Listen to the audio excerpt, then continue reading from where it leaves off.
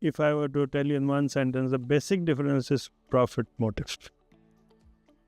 In civil, the networks are run to make money. It's commercial network. Right. In Army, we have no such compunctions. We run it for efficiency, for the efficiency of the Army and to give communications where they are required. Willy-nilly, we get sucked in because the technology that is available in the market has come from the commercial field.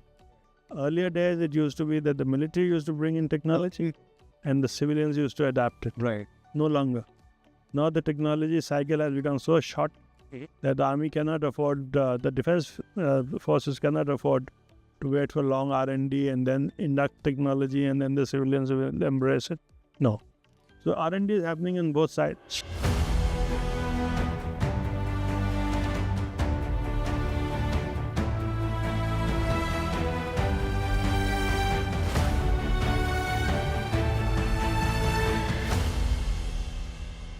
Hello everyone, welcome to a brand new episode of Teal Time. My name is Apulak.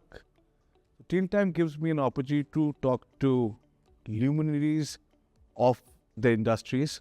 Today I have one of them.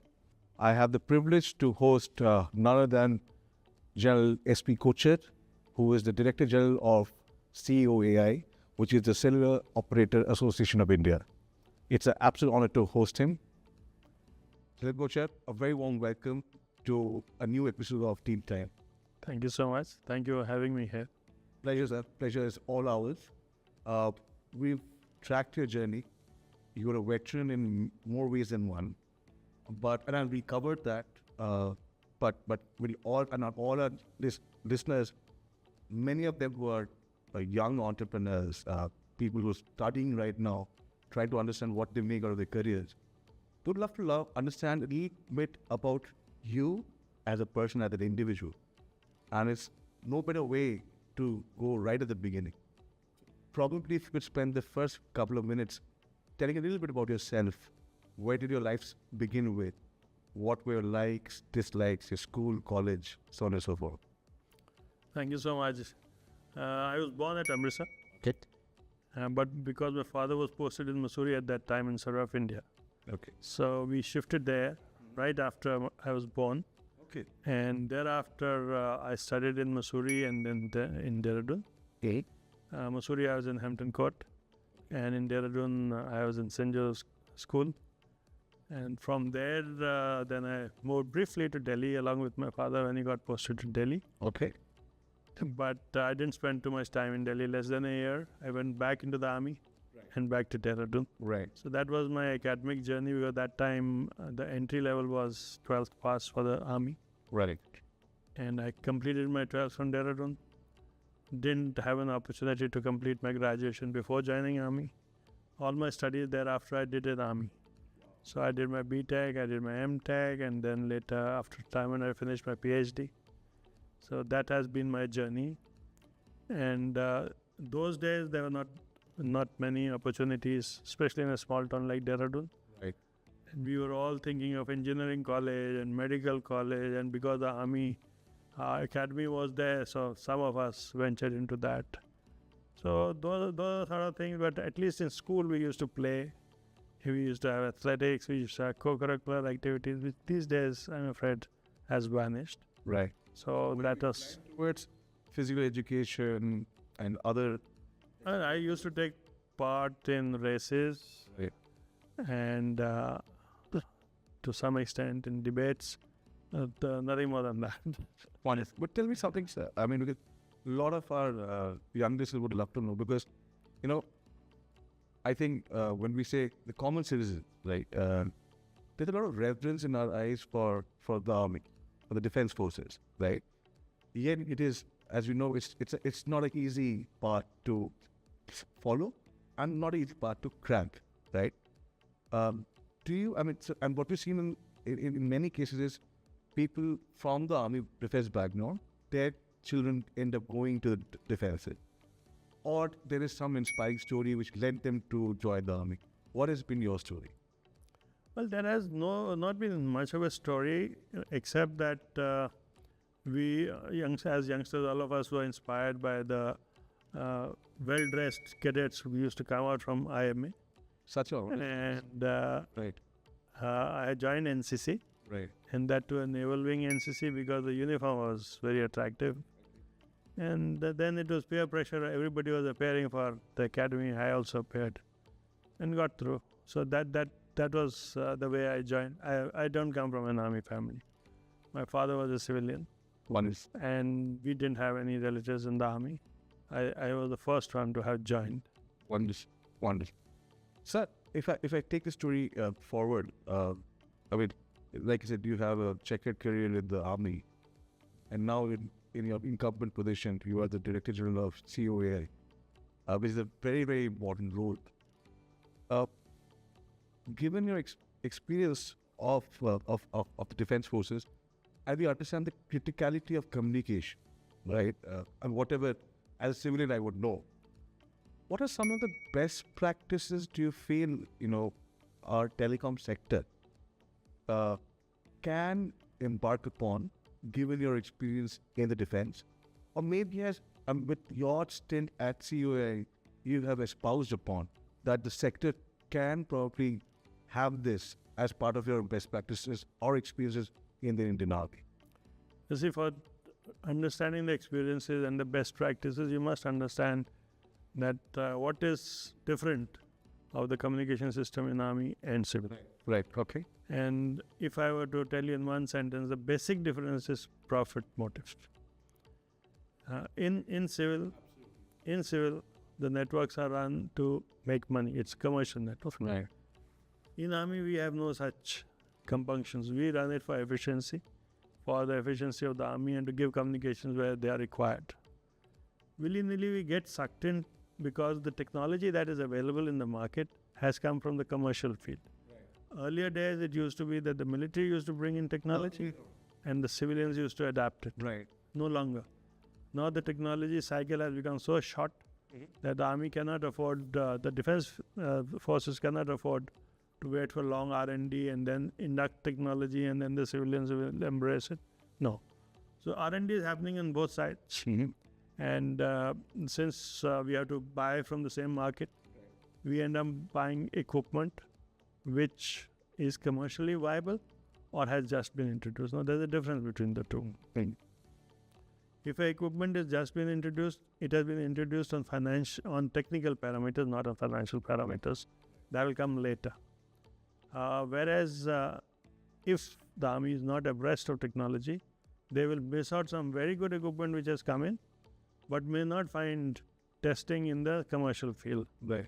I'll give you one example. I was posted in War College, and that time Cisco introduced an equipment called long-range Ethernet.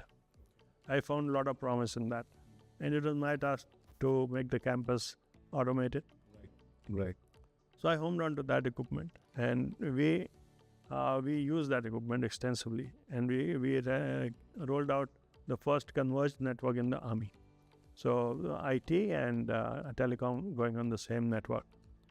Now that was a big success, and it became a case study. Even now you can see it in the Cisco portal that it was the most networked college of the world. Wow. Unfortunately, that technology was technically very sound. Commercially, it didn't prove out to be very sound, and therefore it died out. So that is something we caught right in the beginning. It was cost prohibitive. It is not cost prohibitive, but it did not meet the requirements which were there in civil, right? Much like whenever a technology gets introduced, there are technical reasons for it to succeed, there are commercial reasons for it to succeed, but most importantly, that should be business reasons for it to succeed. Right. Like good technologies like Tetra have gone by the wayside because it did not make business sense to the people who were promoting or their competitors. Right. So that way, we in Army, we had to keep our eyes and ears open. Right. We had to learn from our counterparts in the civil, and they had to learn from us. But the major thing that we learned in the Army, and which I practiced, was what does the user want, right?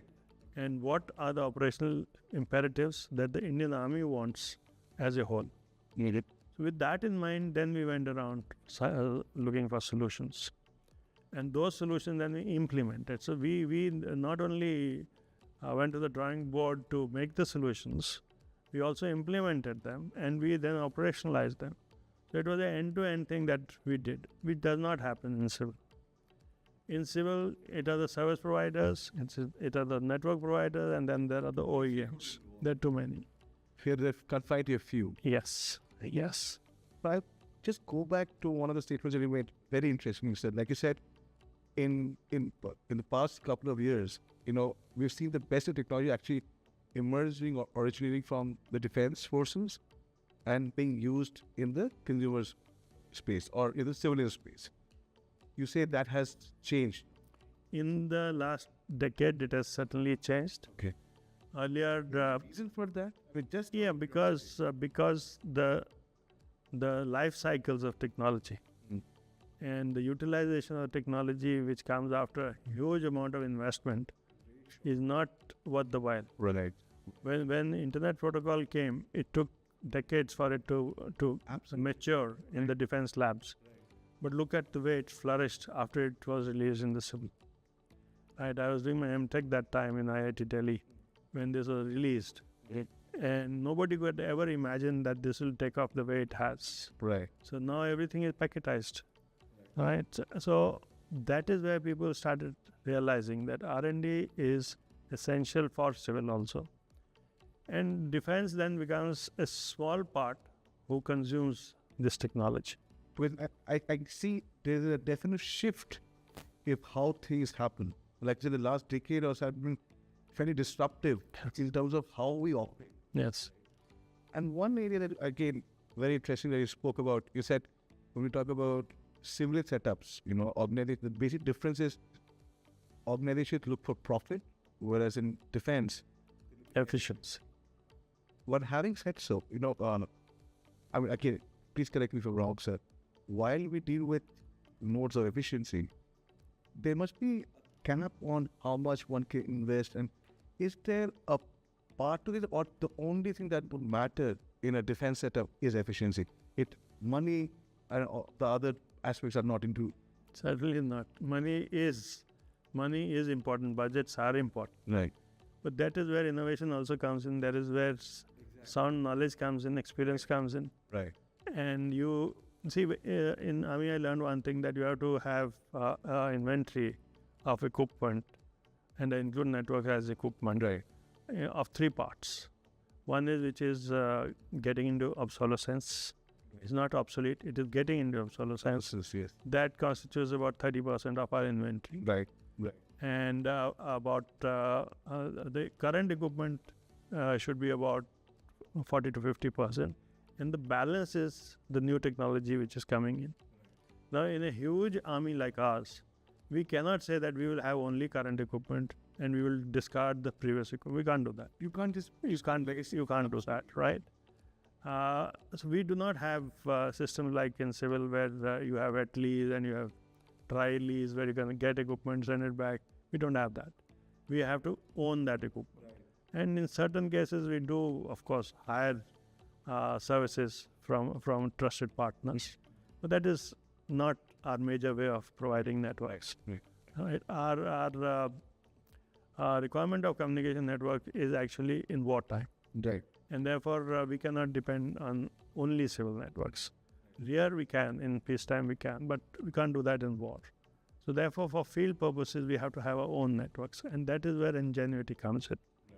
Right? And that is where we have to roll out networks, not only by spending or splurging money, but by utilizing existing equipment, integrating it with incoming equipment, and giving what the user desires. Right?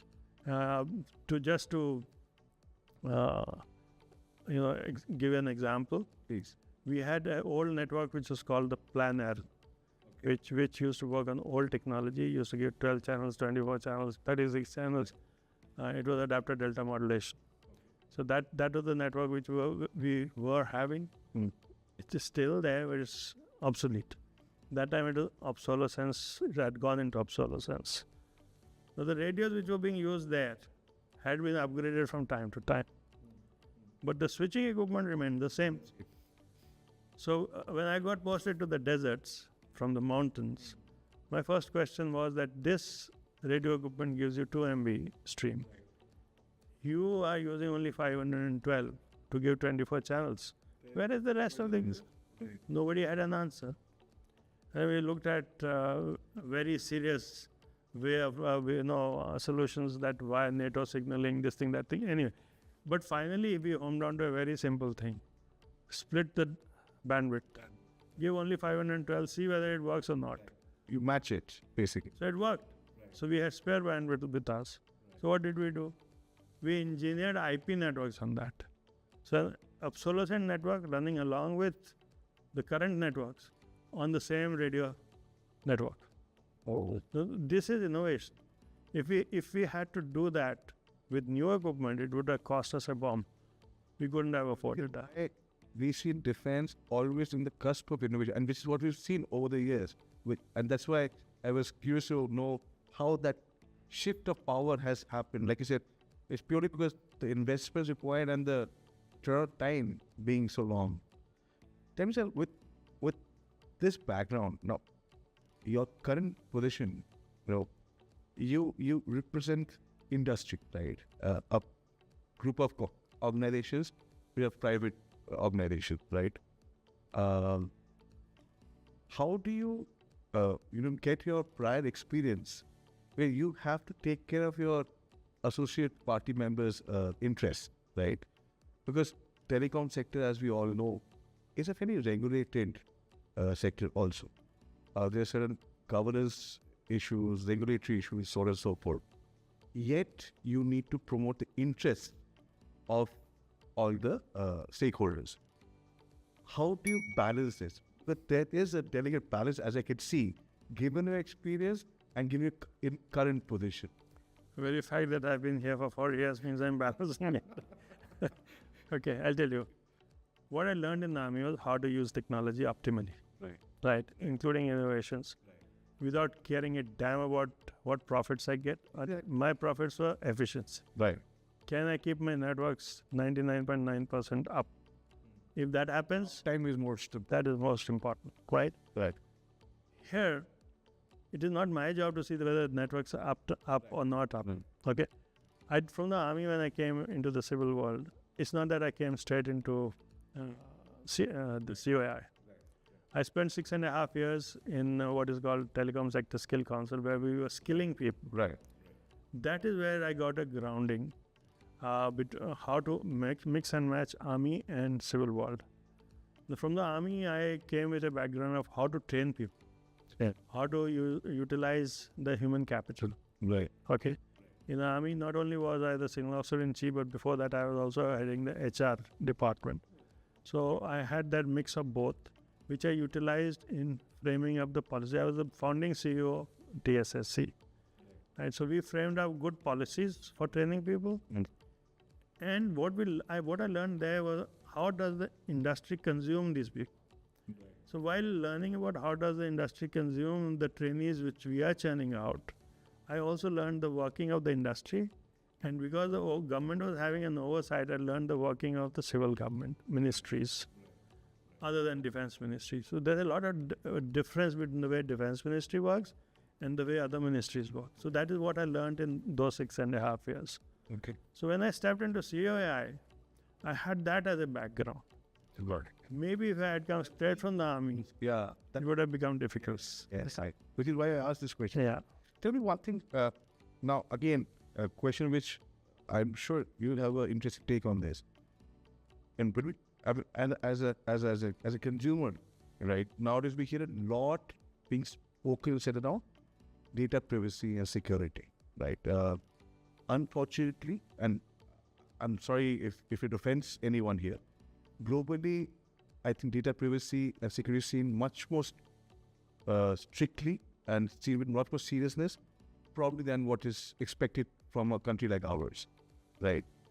What is your take on this, sir? Because, but as a industry association, while yes, probably one of the key charters is to promote the sector and look at its profitability, but somewhere do you see this also being an important ambit? Let me correct you on this. My industry members Okay. recognize the fact that the national security comes first and foremost. Okay. Profits follow. Right. They are not of the opinion that profits versus anything else. No. National security is first. Right. And to that extent, they recognized the initiatives that the government is taking towards data privacy and security. Having said that, there are costs involved, Right. right? Both in terms of technical costs as well as in terms of operational cost. And that is where the dialogue happens. It does not happen that do we require this or we don't require this. That is given. Right. But where we get into dialogue is how much period of time are you giving us to implement this, right? And how much are you subsidizing? Because if you keep increasing the burden on us, Right. so that is where finances come in. In Army, we didn't have that burden. Here, we have limited money. We are an association of Indian companies. So if we have to churn out more than what we earn, we will shut down. So that comes into play. While you absolutely rightly said, sir, so let me rephrase. For instance, while I completely understand, that national security comes first, and that's why, data privacy laws in place, data sovereignty being spoken about. But I'm talking about the general consumer.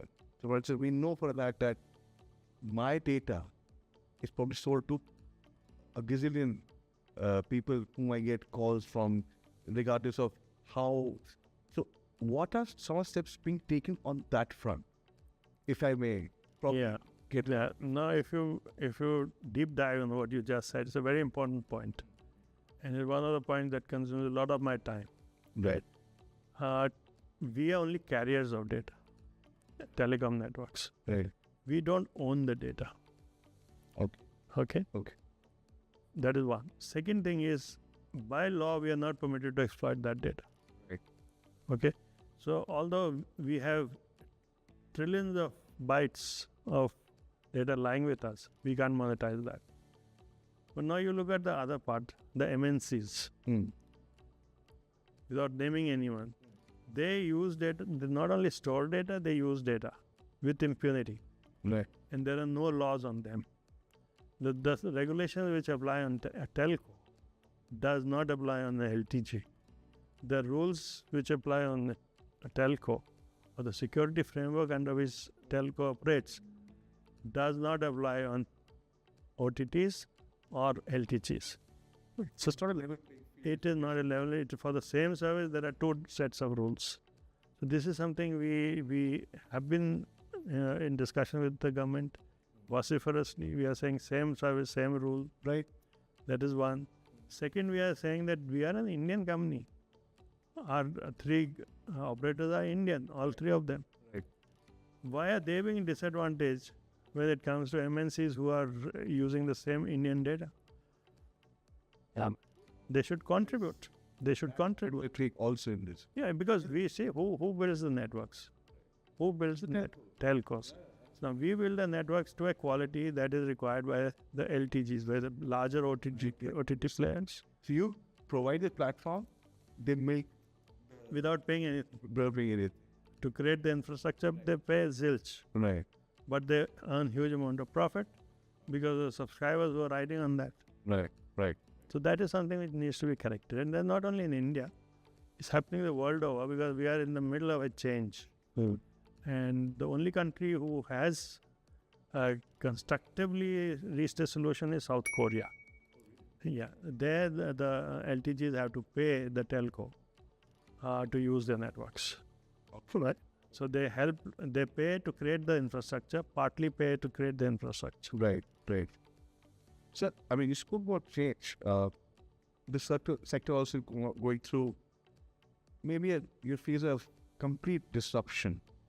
Why I say this is because maybe 15, 20 years back when I saw telecom sector, it was earlier landlines, right, which is fixed line connectivity, data, which is your enterprise connectivity, and mobile. But we see more and more, you just spoke about three of your members, they themselves, venturing to many new areas. I mean, just because you spoke about global MNC, you need to be competitive. So, in spite of the traditional services like mobility and so on and so forth, therefore into unified communication, therefore in cloud computing, data center services, co-location services. So given the fact that all these are new ventures, how do you see the telecom sector shape up? Because like I said, when you probably took it up, it was in a very different sphere of business. Now it's completely It is different. It'll continue to change and evolve, right? Okay. Now, my personal take on this is, and this has nothing to do with my association. This is a personal take. I think I have been saying on various platforms that there is nothing known as telecom anymore. Right. It is IC tech, Right. information communication technology, electronics, and cyber, Right.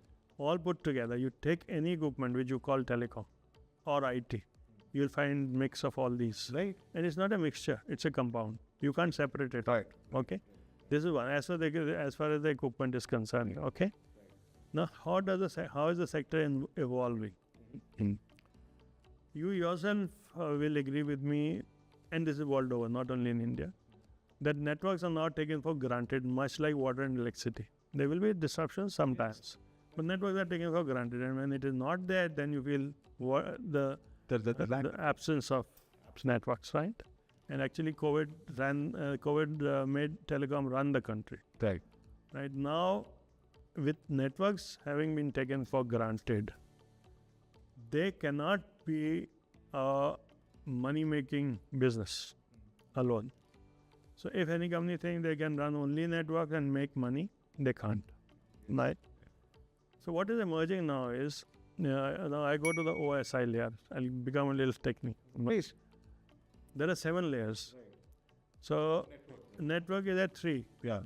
We are working up to layer 3 with the network companies, right? Whom now presently we call as TSPs. Yes. What happens to platform 4? The level 4. Level 4 is the application layer. Right. That is where the user interfaces with the networks. Right. Currently, the user is interfacing directly with the networks, Right. isn't it? You whatever service the TSP is giving, you and I as a subscriber we consume directly. Right. Now with these new things coming in, a new kid of the block is emerging, and that is a platform. Now that will be an interface between networks and the user. Okay. And that is a new business area, because that is what will aggregate all the offerings that anybody can make to the user, but which requires the background of a network. And what is it which does not require the background of a network? The foundation has to be a network. Yes. Has to be a network. So multiple type of platforms will come up, which will be aggregating platforms, and people will bring their services onto these platforms, including the telcos, and redistribute it from there. I think you hit it on the park, sir, because like you said, it's a very platform. So if you look at many success stories in the world of e-commerce, it's again the platform. Yes. Amazon. They were all aggregators. So this is also going to be an aggregator. Right. In a different format. It will have APIs. Right. It does not bother what you and I are bringing to the platform. That is your problem. You are best at doing that. But it will distribute it to the users, carry it over the networks. So this is what is going to emerge. And if this emerges, now where do you place the platform? Depends on what technology you're using. If you're using 5G, platform will be at the edge, nearest to the user. Yes. If you're using 4G, it will be at the core. Right. Right. So it will be old wine in a new bottle, but this is the way it will work. The basics are these only. Right. Right. So you spoke about 5G, and again, with my limited understanding, let me frame my question. Historically, when we look at any telecom service provider's revenue, right? I may be a little off, but probably not too off. A large chunk of it comes from consumer business, right? I'm assuming anyone upward of 80% is coming from At this point of time. at this moment. Yes. Exactly. And a smaller percentage coming from the enterprise business. And this was how it was. But now comes 5G.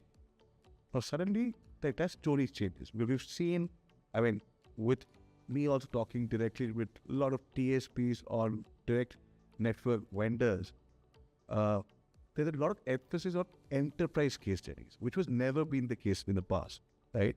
So, is it right to say, A, from a revenue standpoint, obviously, this tilt will tilt towards enterprise? And if so, because right now, since you are an industry association, there were a lot of consumer-driven business orientation. How do you see this shape up the industry? What is your view on this? We must understand what is the difference between 4G and 5G. 5G is a new technology, and it is not an upgradation of only 4G. Right? Now, what happens in 5G, which is of consequence, is that it aggregates, I come to the same word, machines and human beings. It permits human beings to talk to machines and vice versa, which has never happened earlier. So this opens up a huge amount of vistas of what 5G can do. Okay. Now, coming back to your question, one of your questions of basically revenues coming from consumer business, yet it has been like that. Yes. Because machines never spoke to human beings. It was only human beings to human beings, whether over data or over voice switched, whichever way, right? Now comes this new thing, sensors. IoT takes prominence suddenly. Not only IoT. IoT or IoE, Internet of everything. Everything, yeah. That suddenly comes into being. And what does it bring in its wake? It brings in better efficiency in the manufacturing space, in the production space. Efficiencies become better, but along with efficiencies, it brings up newer demands on telecom networks. Right. Because unless the sensors are connected, unless the human beings are there in the factory premises or shop floor, if they are connected to the network, automated, then what is the advantage of technology if it is not there? Right. Wi-Fi was always there. Right. So Wi-Fi was connecting only sensors to sensors. Exactly. But it was not human being. Now here you have human being also getting connected. Right. So, and when you go beyond into 6G, this will further enhance. Right. So that is an area which has emerged. Now, why is it that people are looking at enterprise business more than they are looking at consumer business, and which is being proven also in the last 2 years? Use case is enterprise. Right. Use case is enterprise, and that too, enterprise which is coming up as Industry 4.0. Right. Not the older enterprises.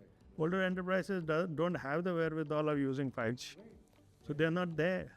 Right? So that is why everybody is now focusing on enterprise. Because there will be thousands and thousands of connections which will be required in a shop floor.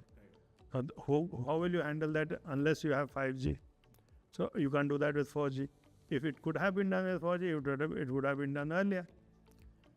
If today we are sitting here, there's a factory next door.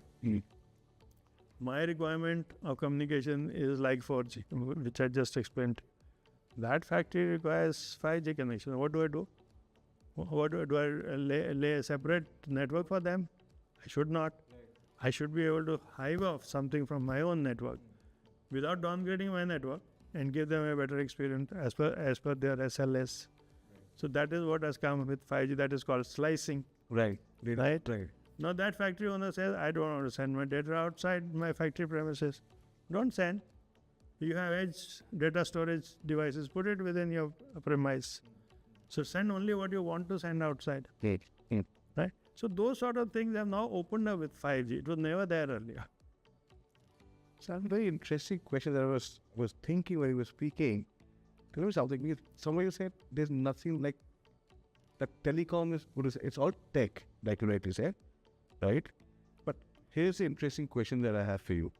At the end of it's all business, right, sir? Right? Therefore, profit organization. There's a template on which you perform.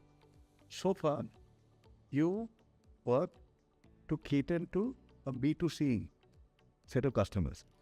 And you've cracked the code, you've done that. There is supply chain, operations, marketing, sales, and you don't know that. Now suddenly, this is a completely new beast, the enterprise sector, which traditionally actually has not been served so much by the telcos rather than by other ICT folks, right? And without naming anyone, how do you see this space emerge? And again, as a industry association, how do you see your role actually changing how telcos also are viewed in this entire scheme of things? See, we come back to the same thing of providing networks. Now, I will take you aside for a few seconds. Yeah, please. Now, tell me, over the internet, there are YouTube series on which you can learn surgery and you can learn how to become a doctor. Does it mean that you can actually do it? You can't. So there's a clamor in the telecom industry also. There are people who are saying that we will set up our own networks. Now, if a industry is manufacturing vanaspati ghee or automobiles, their primary job is to do that. A hospital job is to look after patients, not to set up telecom networks. Let people do what they're best at doing. And you aggregate it, use their services. So if you are wanting to use telecom networks, more specifically 5G, to integrate your sensors, to have control systems responding to the sensors, then let the telecom people lay down that. So that is how the telecom will enter. Do its job. Why it is possible in India and may not be possible in some countries. India is, unlike India, where there are many countries which are sparsely populated, where the distance between one population center and another population center at times are 50 kilometers, 100 kilometers. There you require private networks. Because if you have a campus which is removed from a population center where telecom networks exist, then you don't expect the telecom networks to start rolling out and giving telecom everywhere when there is no human being. So they require a private network which is captive to that premise. In India, tell me any such place where it is Time when you used to hear private LT, but finished. it never took off. So that is why I'm saying that business interests some time back started saying we'll set our own network. Right. Government also started saying we will give them spectrum at a this thing. But then we said, why do you want it? You tell the telco that this is my requirement. Right. Telco will provide. If the telco can't provide, then something wrong with that telco. Right. 5G permits you to do that. It permits you to give a slice with different parameters, adhering to SLAs which the client wants, and charging you the same what they charge for their general subscriber. So if they can do it, let them do what they're best at doing. Right. So I'll not take your interest to an something that you touched upon earlier. I just want to touch upon this piece of OTT, like you said, because again, I'll echo what you just said in the beginning, that is it a level playing field? Because, for instance, we see messaging, right? For instance, we would hardly use a SMS these days unless it's a, verification code or so on and so forth. Most of us communicate through, say, a WhatsApp or a Telegraph and so on and so forth. Just one example, and there could be several examples like that. What is your role here to make sure that the interests of your stakeholders are best? I know it's a very broad area, sir, but you're making me walk on eggshells. Okay, but I'll answer you honestly. There are two things I have to look at. Sure. One is the interest of the country, Right. and second is the interest of my members. Right. Let me talk about the interest of the country first. Sure. Now, all these people you named, I didn't name anybody. Okay, so all these people who are using services, who are providing services akin to SMS services, Right. are not regulated. They follow no security guidelines. There is no regulation for them. There is no policy directive for them.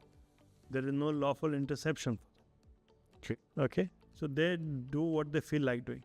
And that is why what is happening now is most of your pesky things which come are not coming on SMS. They have shifted to these platforms. You can see it for yourself. The volume has grown there. Why has it shifted? Because SMS was also providing almost free. Second, coming to the interest of my telcos. All this traffic which has migrated to these platforms because of the restrictions the government has placed on Right. is a drain on our revenues. Right. So we are losing out in that man. Right. So again, you have the same service, same route. If you are not going to place restrictions on that, and we want you to place restrictions in the interest of the country, then remove the restrictions from us also. That does also go berserk. That is what we are trying to sensitize the government on. Okay. Like I said, yeah, I mean, I have many follow-up questions, but I'll confine myself to this. And moving on, I mean, my penultimate question would be, India, I mean, very popularly has a very high spectrum licensing, as we all are aware. I mean, you are the expert, sir. What I've read is what I'm just quoting.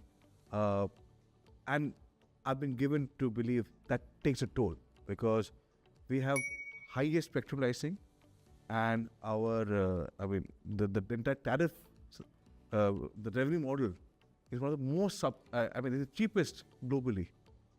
How do you, and then you have very few players existing. Is one of the reasons, this being one of the reasons for that? How do you manage this? Because with every auction that we see, I don't know when the 6G auction is going to happen, but I'm assuming whenever that happens, sky is the limit as far as pricing goes. But when it comes to the revenue realization, we are probably one of the cheapest mobile tariffs in the world globally. How do you manage this? How do you take it out? Right, that we are the cheapest as far as tariffs are concerned. Efficiencies, we are one of the best, and yet we are taxed almost 32%. Whatever revenues we earn going to taxes, which is the highest in the world. Right. Yet we are managing. So we are working on wafer thin margin, and we are also working at looking at the pot of gold which is lying at the end of the rainbow. We continue to work in that manner. We are at no point of time saying that we are in distress. We are not in distress, but we are not making the profits the way we should. Right. Counterparts. Right. Now, this is a long story as to why that spectrum was auctioned. You are aware of it. Right. Won't go into that. Yes. But in addition to the auction of the spectrum, we are also paying license fee, which is a revenue share of the Right. gross revenue that we earn. So isn't it a double whammy? For the same stuff, we are first buying it in auction. Right. And then you say that if you use what you have bought, we are also going to charge you profit. Right. And this was okay till the time, it was sub judice till last year. So that ruling has come now. Now it should be legal. Right. Coming to the next part of this answer. Telecom was seen as a golden goose. Okay. And the primary reason was that you can only earn from telecom in form of taxes or in form of later selling of spectrum. There's no other way you can. Exactly. Yeah. So take whatever you want from them. And they're not like IT, where you require them to expand to offshores. Telecom are not going to expand the way IT is expanded. Right. So take whatever you can and be content. If they're making noises, give them a little bit so that they remain afloat. Don't let them become very proud. That was the model which was being followed. We kept shouting hoarse, but we also kept doing our business. Now with 5G coming, then we have to look at it in two aspects. One is without LTGs and second is with it. So I'll look at it with. Please. Yeah. Government has to realize that they should not miss the woods for the trees. No. We have in our conversation spoken about how telecom has become a foundational. Right. Without telecom, the economy. Absolutely. So what forms the economy? All other industries. It's not telecom. Oh, all of them are connected. Everything is. But they're all riding on telecom. Right. Now, if the government does not have a robust foundation of telecom, how are these industries going to benefit from 5G? If the foundation itself is weak, and which, if we don't have the resources to build the foundation, we will build a, Right. but we will tend to build a, Right. try our best to build a good foundation, but how is it possible? Right. Right. And then the time limit, if we have limited resources, we will go into sectors where we can get some money. Social sectors will get it. Right. To avoid that, the government should see that by giving a foundation, which is omnipresent across the country, they will gain 100 times more revenue from the industries who are growing on telecom. You remove telecom substrate, they are not going to produce as much revenue. Right. So The entire digitalization is happening on your chassis. if they realize that, then they should reduce the burden at least on the networks.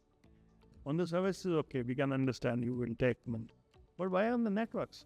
There are many countries who are not charging any spectrum, who are not charging any taxes for network proliferation. Sure. We are not saying you go to that far extent, but go somewhere. Right. Don't use an old algorithm when you had to find out the cost of a spectrum as the only source of income. Now you factor in the other source, and then you say that this is your concern. Then we will roll out faster. We will be able to look at longer gestation period. Now we've rolled out 5G, but there is no use case. We are not getting any return on it. Right. Right. And a period of holding obviously will be limited.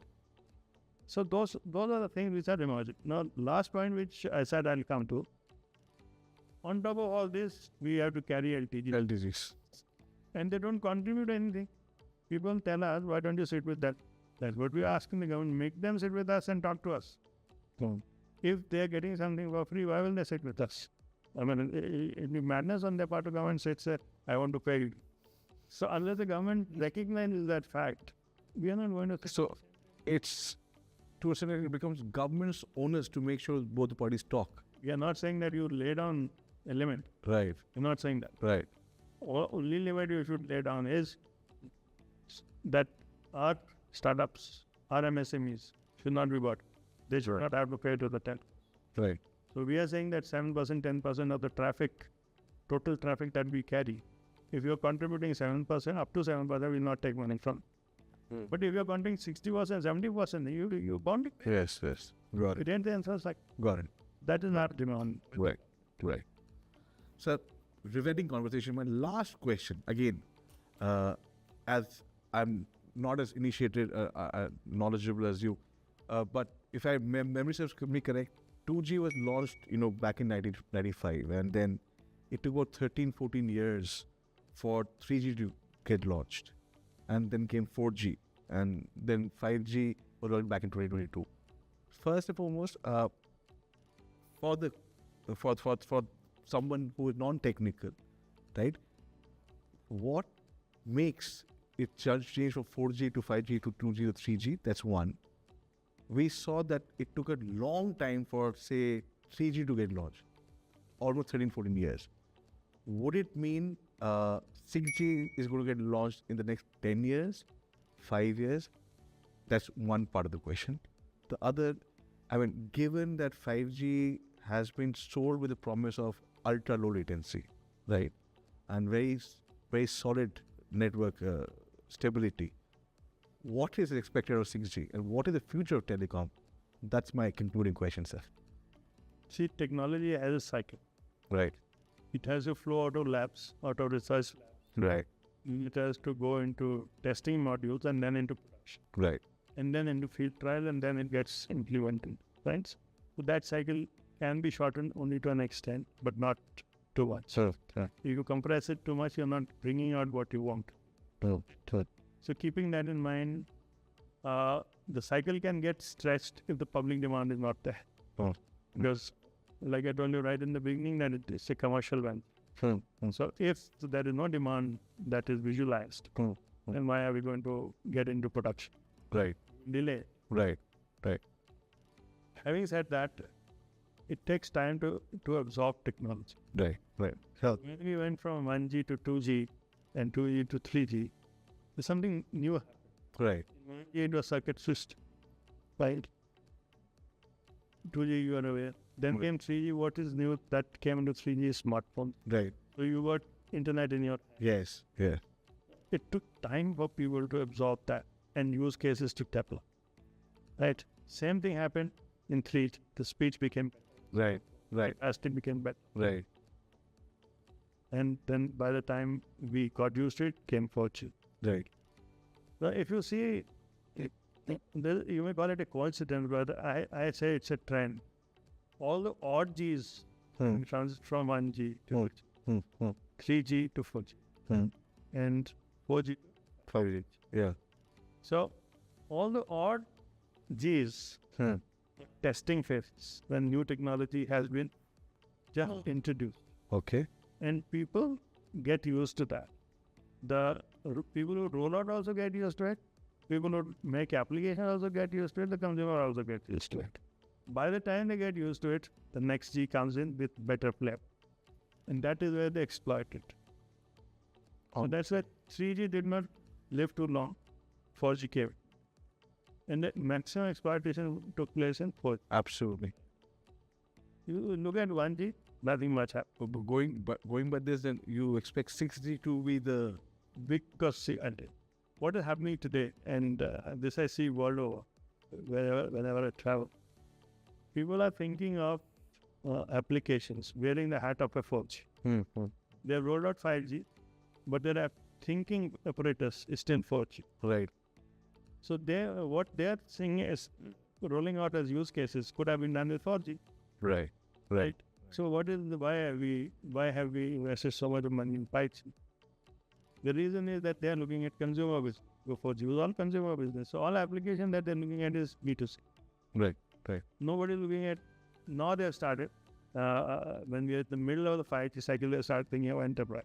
Who spoke about enterprise 5 years back? Right. They started talking about enterprise. True. By the time they start learning about enterprise would have also scaled a path. Telecom would have started rolling out 6G. So that is where the exploitation. Right. So this is a cycle which will keep following. As far as when 6G will come, I would say that the rollout cycle will be minimum 10 years. Right. Therefore, I don't visualize commercial launch of 6G before 2030. Okay. So I don't think it'll happen before that. There will be small instances where people will demonstrate Right. Right. speech. Like POC is being done. That has already started, Right. Right. but that is not rollout of technology. Right. The way we see rollout of technology, we are still in the phase of rollout of 5G. We are not yet rolled out. Fully. Right. Right. So once the 5G cloud develops across the country, that is the time we will actually start experiencing 5G. Today, what we are experiencing is hopping from 5G. 4G.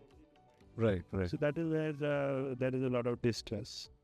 Right. That will vanish when the entire cloud is 5G. Right. Right. As a consumer, I don't have to bother about shifting from 4G to 5G. Perfect. Sir, thank you so much. Like I said, I can continue, but there has to be a conclusion to this.